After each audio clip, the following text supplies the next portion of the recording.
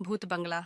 एक समय की बात है, एक छोटा सा गांव था जहां हर कोना कुछ खास छिपी हुई कहानियों से भरा हुआ था।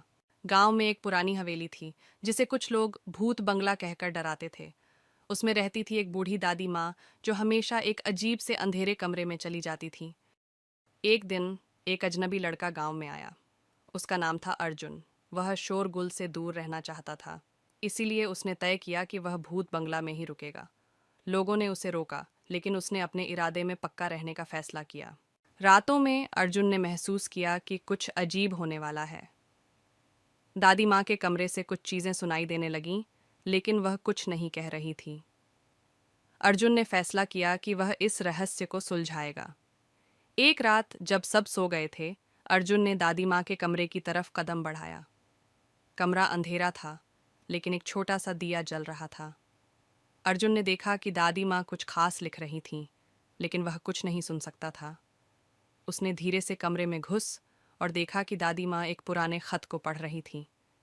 खत में लिखा था, मेरा बेटा, यह हवेली मेरे पूर्वजों की एक अनमोल कहानी का गहरा हिस्सा है। इसमें छिपी है एक रक्षा जो सिर्फ एक सच्चे दिल से समझ सकते हैं। अर्जुन ने समझा कि इस रहस्य का पर्दा खोलना उसकी जिम्मेदारी है। उसने दादी माँ को अपनी मदद करने का फैसला किया। साथ में वह नीचे छुपा एक गुफा खोजने निकले, जिसे खत में मेंशन किया गया था। जब वह गुफा में पहुंचा तो वहां एक प्राचीन पुस्तक मिली, जिसे पढ़कर अर्जुन ने समझा कि यह हवेली एक सदियों पुरानी रक्षा को धारण करती है। उस रहस्य को सुलझाने के बाद सबको ये सच्चाई मालूम चली कि दादी माँ का मकसद सिर्फ अच्छा ही था। गांव वालों ने अर्जुन को अपनाया और उसे अपना हीरो माना। अर्जुन ने न केवल दादी माँ की रक्षा की, बल्कि गांव की एकता को भी मजबूत बनाया।